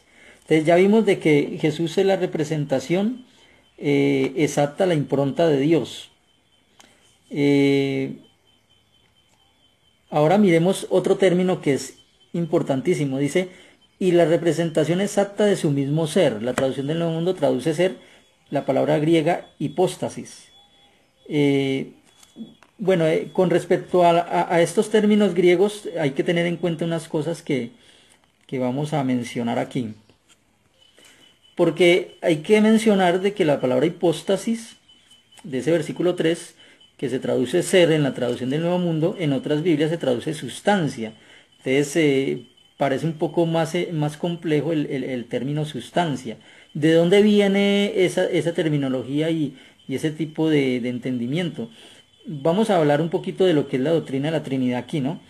Bueno, el misterio del Dios Trinitario, como se define, es por decirlo así como una ousia, que es la palabra griega para sustancia, esencia, naturaleza, ¿cierto? Ousia, sustancia, esencia, naturaleza, pero es una sola ousia en tres personas. Y la palabra persona o ser es hipóstasis. Entonces son tres hipóstasis, tres personas, pero fundidas, o que son una sola ousia o una sola emanación. Bueno, emanación no, es otro término. Una sola sustancia, una sola naturaleza, una sola esencia. Bueno, en el siglo IV, San Basilio, los escritos dicen que para él la ousia significa existencia, esencia o entidad sustancial de Dios. Entonces, ousia es esencia, sustancia y existencia de Dios. Bueno, mientras que hipóstasis, decía él, es la existencia de una forma particular, la manera de ser de cada una de las personas de Dios, de tres personas, ¿no? Por eso hablan de tres personas, tres hipóstasis en una sola ousia. Ahora, ¿de dónde proviene esta terminología, este tipo de conceptos? El numeral 251 del Catecismo Católico dice lo siguiente: para la promulgación o para la formulación del dogma de la Trinidad, la Iglesia debió crear una terminología propia con ayuda de nociones de origen filosófico, sustancia, persona o hipóstasis, relación, etc. Al hacer esto, no sometía la fe a una sabiduría humana, sino que daba un sentido nuevo, sorprendente, a estos términos destinados también a significar en adelante un misterio inefable, infinitamente más allá de todo lo que podemos concebir según la medida humana. Entonces, el mismo catecismo reconoce de que estos términos y estos conceptos para la doctrina de la Trinidad son de origen filosófico.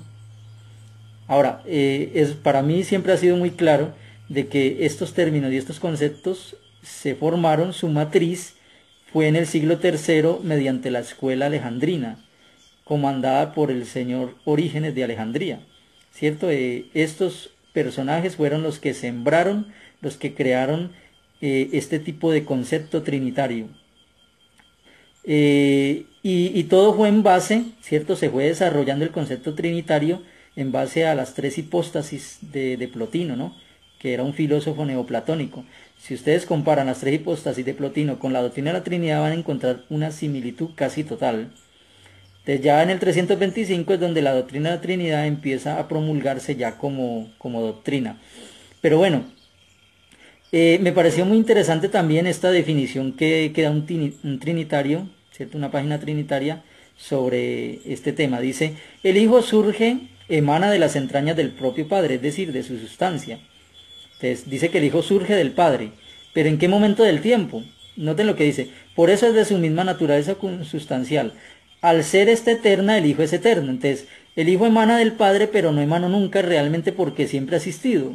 Entonces hay como una paradoja o una contradicción ahí. Dice, solo se llega a ser Padre cuando simultáneamente existe el Hijo. Entonces dicen que por eso, si el Padre es eterno, entonces el Hijo también es eterno, ¿no? Es un razonamiento.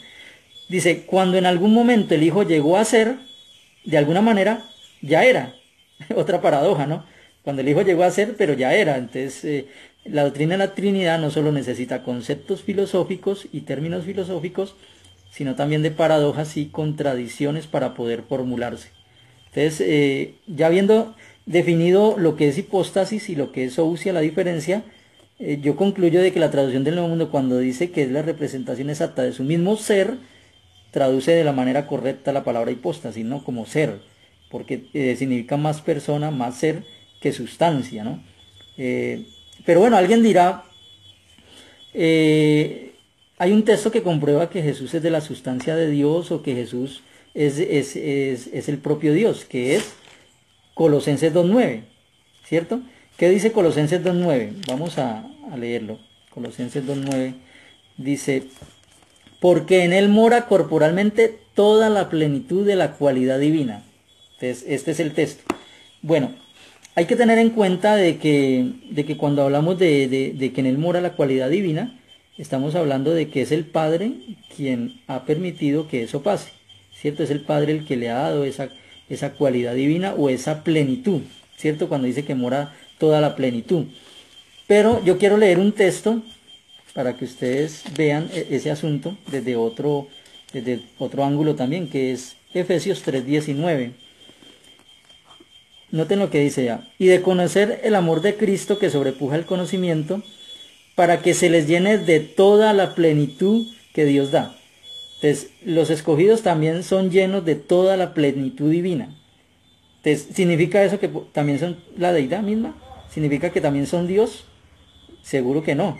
Entonces, el hecho de que Colosenses 2.9 diga que Jesús tiene toda la plenitud divina no lo hace ser el mismo Dios, o el mismo Padre Celestial.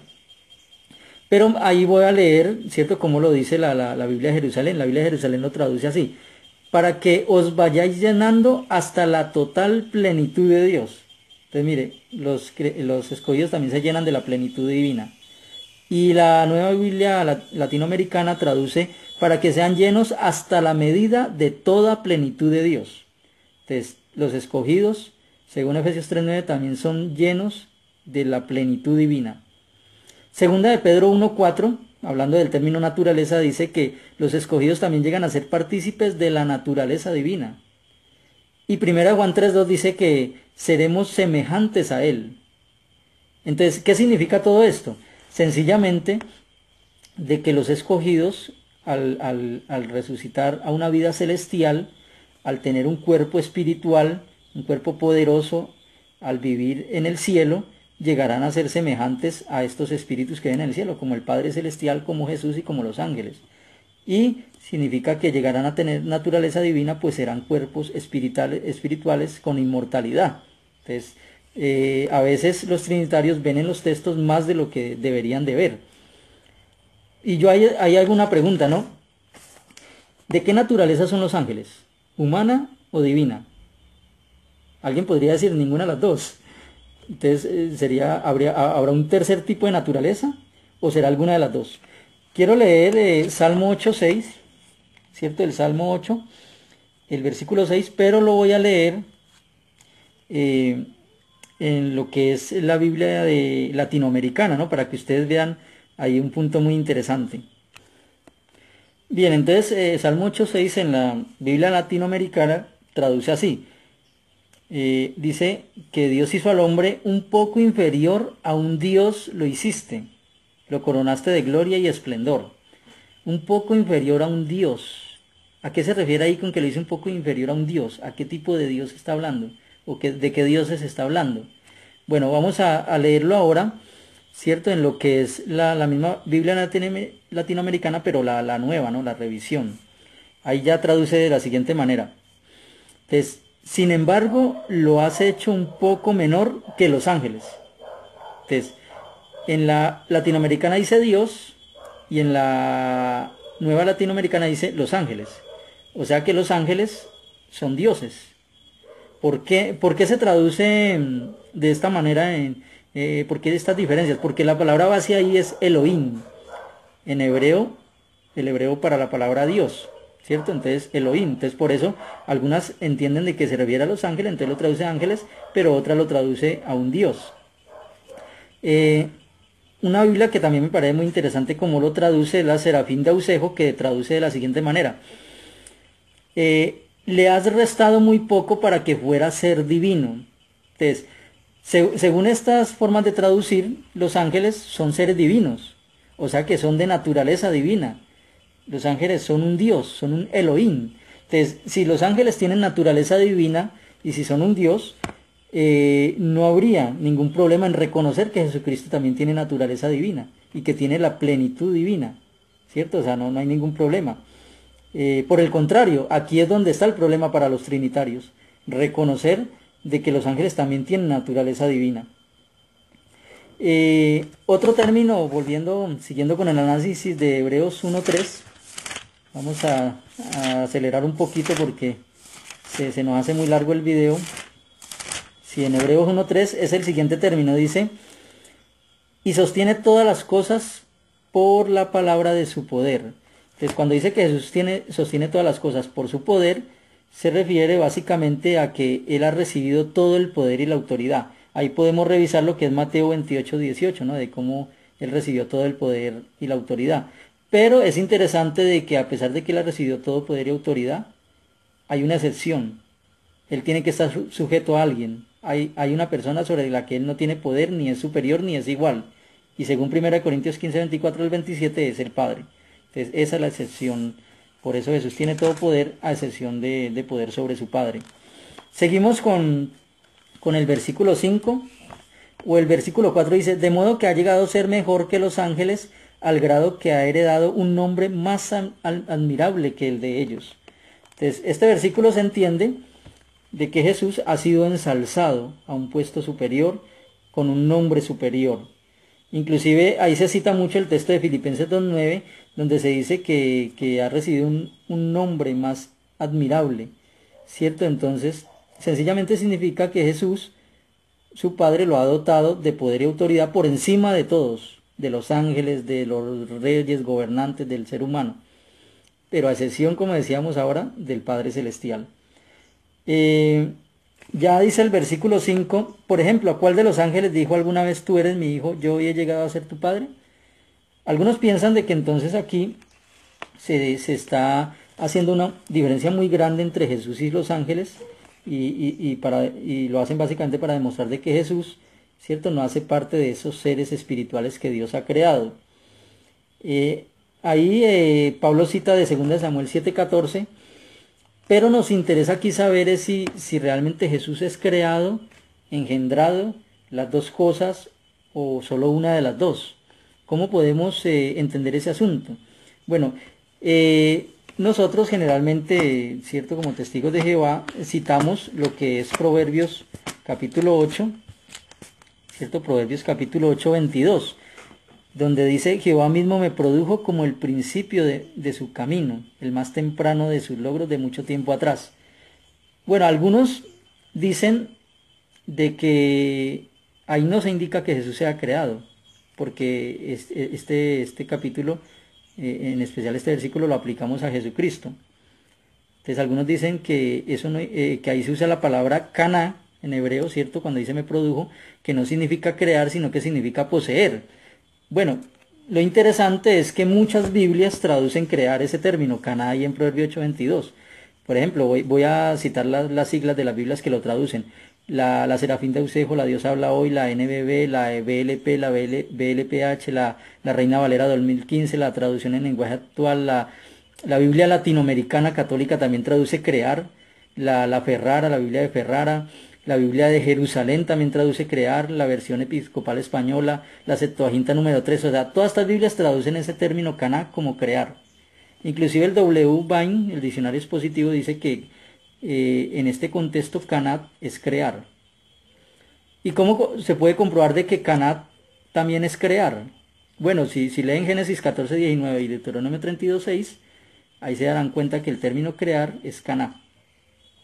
Porque es que hay otro término que es bara, que también es crear, pero en este contexto caná se traduce correctamente por crear o por producir o por hacer o por formar, ¿no? Y algo que lo confirma es el mismo contexto, ¿no? Que es el versículo 24. Voy a leerlo, pero en la Biblia de Jerusalén. Entonces dice la Biblia de Jerusalén, en el 8:22, Yahvé me creó. Está hablando de la sabiduría que personifica a Jesús. Yahvé me creó, primicia de su camino, antes que sus obras más antiguas. Entonces, ahí el verbo caná en esta Biblia católica se traduce me creó. Entonces, miren que la palabra caná significa crear. Pero lo interesante viene en el versículo más adelante, en el 24. Dice, cuando no existían los abismos, fui engendrada. Entonces note, y el 25 dice, antes que los montes fueran asentados, antes que las colinas, fui engendrada. Entonces, para la sabiduría aquí, la Biblia de Jerusalén utiliza tanto la palabra que fue creada como fue engendrada. Entonces, según esto, no hay tanta diferencia entre crear y engendrar como lo quieren hacer ver. La sabiduría que personifica a Jesús ahí en Proverbios 8 fue tanto creada como engendrada. Inclusive Justino en su diálogo con Trifón en el capítulo 61:1, él aplica este versículo de Proverbios 8 al propio Jesucristo, ¿cierto? De que es la sabiduría que fue creada. Algunos piensan de que cuando hablamos de creación tiene que ser algo ex nihilo, o sea, algo que viene o se hace de la nada. Pero eso a nivel bíblico no es correcto, no es cierto. Por la sencilla razón de que el hombre fue creado a imagen y semejanza de Dios, pero no es nihilo. Si nosotros leemos Génesis 2:7 nos damos cuenta de que el hombre fue creado en base a una materia ya existente, el barro, y se le dio un espíritu, ¿cierto? Una fuerza, una energía que le dio el aliento de vida. Entonces el hombre fue creado, pero no es nihilo. Entonces, entonces por eso aquí Proverbios 8 no tiene ningún problema, la Biblia de Jerusalén, en poner tanto que la sabiduría que personifica a Jesús fue creada como engendrada. Entonces, es un asunto ahí bastante interesante que exige de pronto en otra ocasión profundizarlo más. Por ahora seguimos con el versículo 6 del capítulo 1 de Hebreos, ¿no? Que era donde íbamos. Y viene aquí otro término que también crea mucho conflicto, ¿no? Dice, pero cuando introduce de nuevo su primogénito a la tierra, dice, y que todos los ángeles de Dios le rindan homenaje o le adoren. O sea, ¿cuál es el sentido correcto del término proskineo que aparece ahí en griego? Adorar o rendir homenaje, dar honra, reverencia. Bueno, hay que entender básicamente lo que significa proskineo. Entonces, vamos a leer un poquito las definiciones de lo que es esta expresión en base a varios diccionarios bíblicos, ¿cierto? Entonces, vamos a leer primero lo que es cómo define proskineo el Strong, ¿cierto? Vamos a leer primero el proskineo. Entonces, en el Strong dice que proskineo es lo siguiente, dice, proskuneo en el Strong numeral 4352 de pros, hacia, y cuneo, besar. Que significa postrarse, inclinarse, homenajear, mostrar reverencia o adorar, ¿cierto? Tiene toda esta gama de significados. Entonces noten, la expresión no solo debe traducirse adorar, se puede traducir también homenajear o mostrar reverencia o rendir homenaje, como lo hace la traducción del Nuevo Mundo, ¿cierto? También otros diccionarios como el Vine dicen que proskuneo significa hacer reverencia, dar obediencia, de pros, hacia, y cuneo, besar. Dice, es la palabra más frecuente que se traduce a adorar. También se usa para un acto de homenaje o reverencia. Entonces, eso significa el prosquineo. Incluso en la misma Biblia hay muchos textos donde esta palabra prosquineo y su equivalente hebreo, istayahak, ¿cierto? Se traducen no como adorar, sino como inclinarse, como postrarse, y ante seres humanos incluso. Por ejemplo, podemos leer Génesis 33:3, donde ese istayahak se usa de cuando Jacob se inclinó ante Esaú su hermano y lo hizo 7 veces. ¿Significa eso que Esaú adoró a su hermano? No. También los hermanos hicieron el prosquineo ante José. También ante Eliseo en Segunda de Reyes 2:15. En Primera de Samuel 24:8, David a Saúl le hace el prosquineo. Primera de Samuel 25:23, Abigail a David. Y en Primera de Reyes 1:16, Batseba a David. ¿Significaba esto de que todos estaban rindiendo un acto de adoración hacia estos personajes bíblicos? No. Simplemente el término prosquineo tiene varios matices y entre ellos es dar reverencia, inclinarse o dar un homenaje. Inclusive en el Nuevo Testamento también se usa, ¿no? En la parábola de Jesús que está en Mateo 18:26, un hombre le hace el prosquineo al otro hombre. Y muy interesante es que en Apocalipsis 3:9, ¿cierto? Dios dice que a la congregación de Filadelfia vendrán unos a hacer el prosquineo. ¿Significa que adorarían a los cristianos de la congregación de Filadelfia? No. Como ya decimos, la palabra prosquineo tiene varios matices que significa dar honra y reverencia. Por lo tanto, no es incorrecto traducir ese término como dar homenaje. Algunos dirán, pero la nota de la traducción del Nuevo Mundo dice, o adoren. Bueno, por lo que les he explicado, lo que hacen las notas de la traducción del Nuevo Mundo es dar la gama de significados de la palabra, pero lo traduce de la manera que el contexto lo indica. ¿Qué nos indica el contexto de por qué de traducirse dar homenaje ahí para Jesús? Porque Jesús en Mateo 4:10 dijo que al único que hay que darle adoración es al Padre Celestial, no a Él. Entonces, por esa razón, ahí no se traduce adoren, sino dar homenaje. Entonces, algunos dicen también, pero la primera traducción del Nuevo Mundo, la de pasta verde, decía adoren. Entonces, ¿qué pasó ahí? Bueno, muy sencillo. ¿Para qué son las revisiones? Las revisiones son para rectificar términos que no se entendían bien o que no aclaraban el significado del texto. Entonces, por eso la revisión de la traducción del Nuevo Mundo del 84 ya no puso adoren, sino dar homenaje. Es más, hasta hace poco les mostré cómo la nueva Biblia latinoamericana rectificaba, ¿cierto?, una expresión de Elohim que se traducía de una manera en la Biblia latinoamericana y en la nueva se traduce de otra manera. Todas las Biblias hacen eso en las revisiones, ¿cierto? Rectificar o aclarar términos. Pero bueno, seguimos entonces con el análisis de este capítulo. Entonces ya hablamos de lo que es el proscuneo. Ahora viene versículos 7 y 8 que dice, también respecto a los ángeles dice, y hace a sus ángeles espíritus y a sus siervos públicos una llama de fuego. Pero respecto al Hijo, dice, Dios es tu trono para siempre jamás y el cetro de tu reino es el cetro de rectitud. Bueno, algunas Biblias, otras Biblias no traducen Dios es tu trono, sino tu trono o Dios, como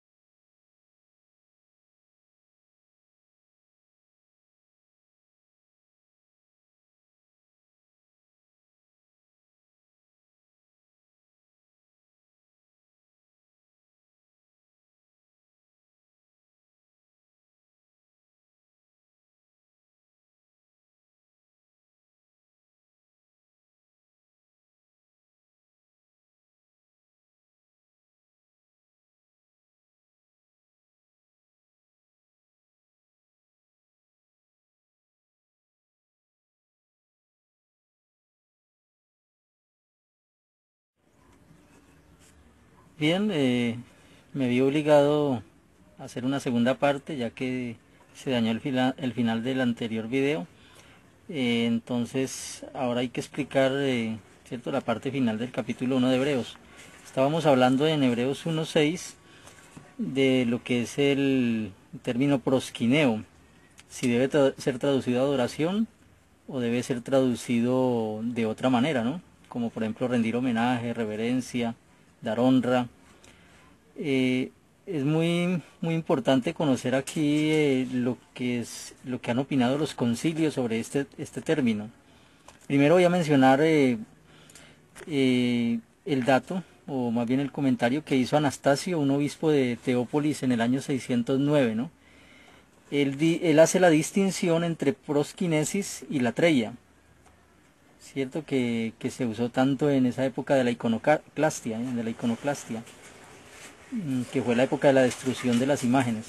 Entonces él dice lo siguiente: veneramos prosquinomen a hombres y a los santos ángeles, no los adoramos, latreomen. Entonces él habla de que la Iglesia Católica veneraba, o sea, hacía prosquineo a hombres y ángeles, pero que no los adoraban, que es latreia. Entonces mire, hasta en esta época se veía la diferencia entre prosquineo y latreia, ¿no? Pero lo más interesante vino años después, en el concilio de Nicea II en el 787. En este concilio, donde se estaba definiendo la lucha contra la iconoclastia y lo de la adoración de imágenes o veneración, en su séptima sección, los obispos que se reunieron, pues escribieron una decisión esencial sobre el tema de la adoración y la veneración, ¿no?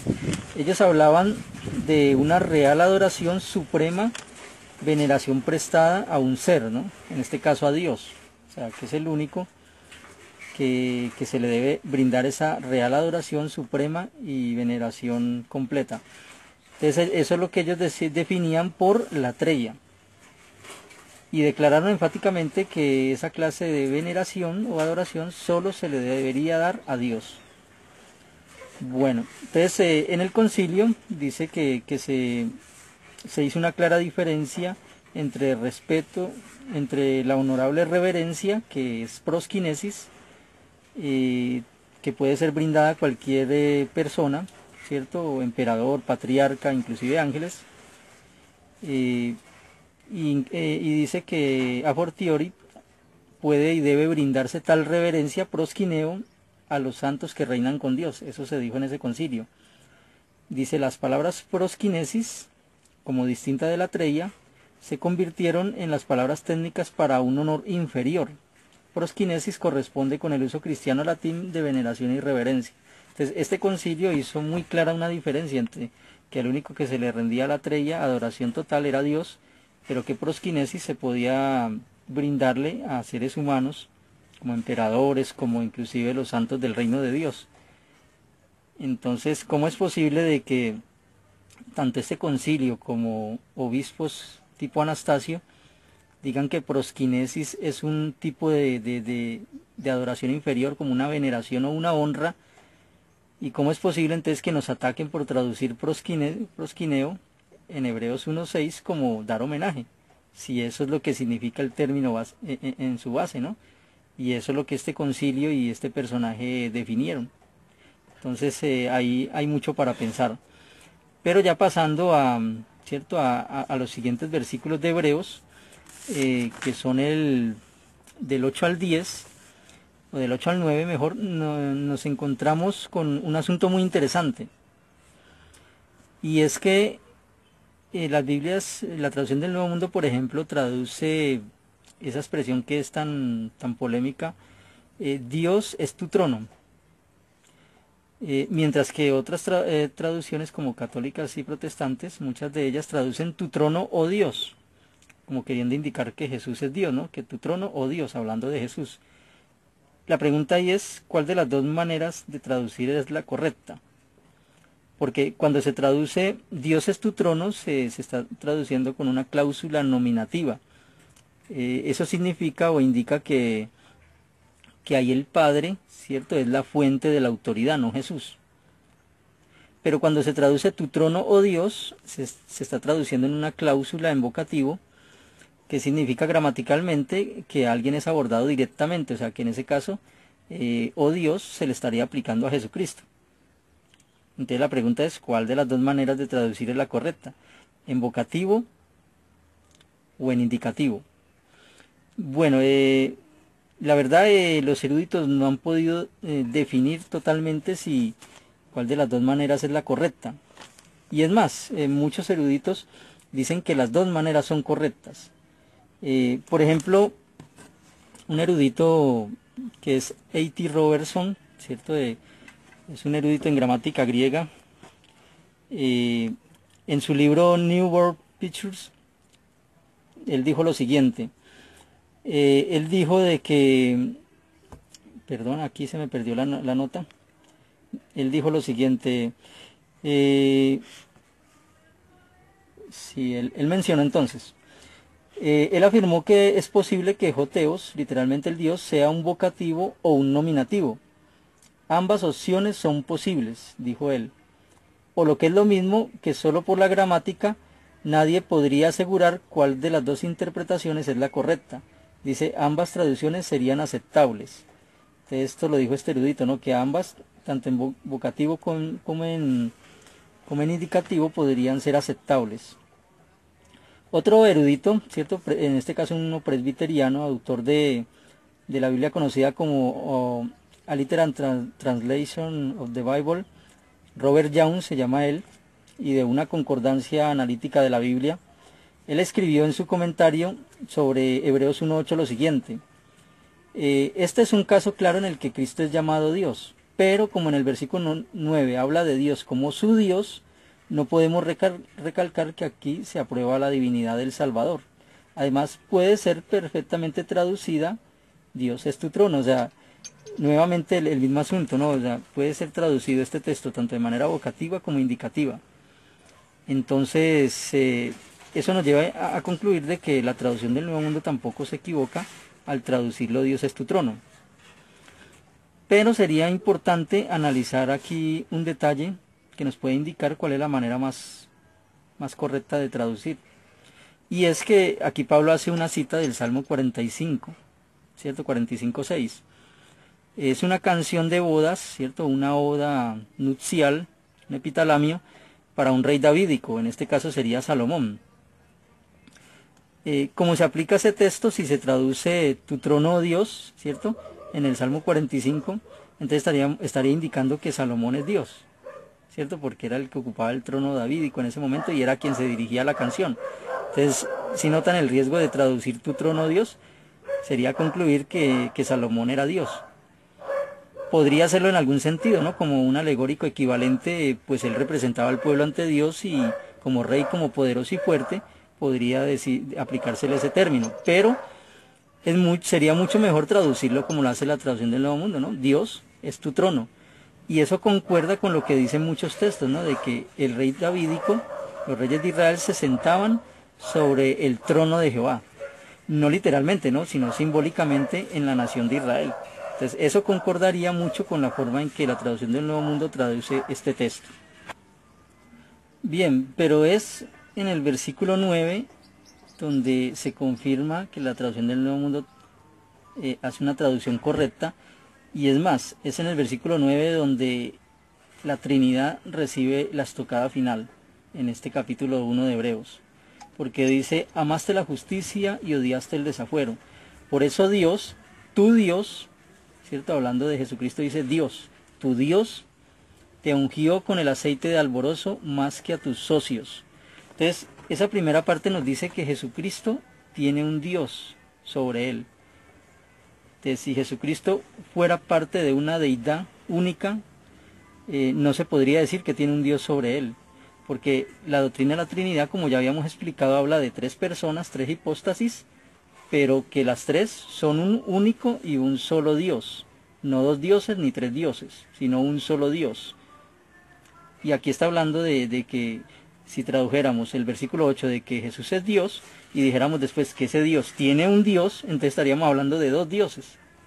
Algo que sería totalmente digamos, destructivo para la doctrina de la Trinidad, algo que destruye por completo ese concepto.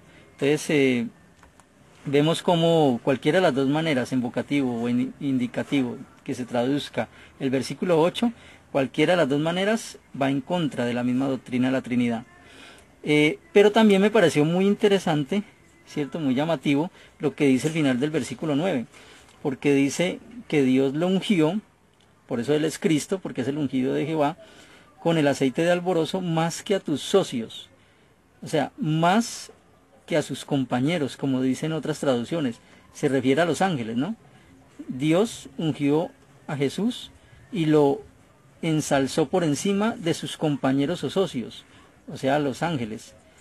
Y ahí también entra, cierto, Justino en su apología, en la apología 1, creo que es en el capítulo 5, él dice, él hablando de los ángeles, dice que se le da adoración al Padre, al Hijo, al Espíritu profético y también a los ángeles que le son semejantes.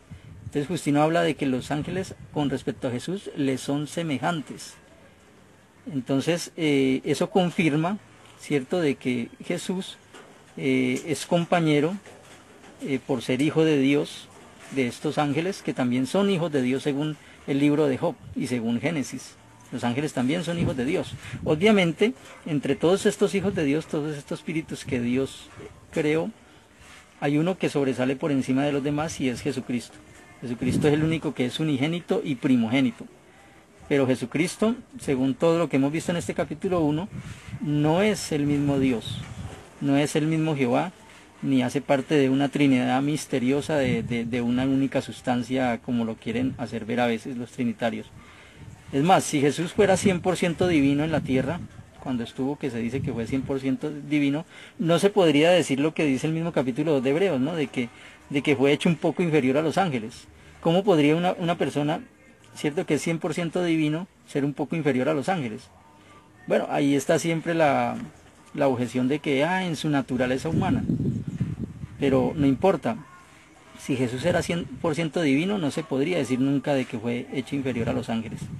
Más bien, concuerda todo lo que hemos visto con que Jesús es un ser que es ensalzado por parte de Dios el Padre y que por su obediencia y por su sacrificio se gana un nombre que está por encima de todos los otros nombres, pero siempre con la excepción de su Padre, siempre su Padre va a estar por encima de él. Ya en los versículos finales, cierto, más adelante en el 10 en adelante, se aplica a Jesús unas palabras del Salmo 102, donde se habla de su papel en la creación. Nosotros creemos que es correcto que se le aplique esta profecía por haber él sido colaborador de Dios, haber sido obrero maestro en la creación. Pero como confirmamos en el versículo 2, una cosa diferente es el que crea, quien es el causante de todo, y otra cosa es por medio de quien se crea. O sea, nosotros le llamamos, según Proverbios 8, el obrero maestro. Y ya el capítulo 1 de Hebreos, pues nuevamente finaliza hablando de los ángeles y hablando de la posición exaltada de Jesús como hijo de Dios. Es como si un padre tuviera varios hijos, pero a uno de esos hijos en especial, y que fuera de pronto su primogénito, el mayor de todos, lo ensalzara más que a los demás, y le diera de pronto un estudio especializado, o le diera una oportunidad de trabajo muy importante. Entonces podría el padre decir, bueno, ¿a cuál de mis hijos he ensalzado yo? ¿A cuál de mis hijos he dicho yo esto? ¿O le he declarado esto? Pues aquel que ensalcé sobre los demás. Entonces, de esta manera termino este análisis del capítulo 1. Yo sé que muchas personas de pronto se van a ofender porque no soportan, ¿cierto?, el que Guido y yo compartamos estos temas y que lo hagamos con respeto. Hay personas que prefieren armarse de palabras, pero pues realmente eso no es lo que importa. Como dijo Sócrates, las ofensas son el arma del perdedor. Y en este caso, pues Guido y yo hemos preferido hacer un análisis con respeto, sin estar atacando lo que el otro cree, sino simplemente en lo que hemos analizado e hemos investigado en base a nuestra propia creencia, él como católico y yo como testigo de Jehová, y por eso, por lo menos de mi parte, no voy a tolerar comentarios insultantes hacia él o hacia mí en mi muro. Entonces me despido y gracias por escuchar este pequeño análisis.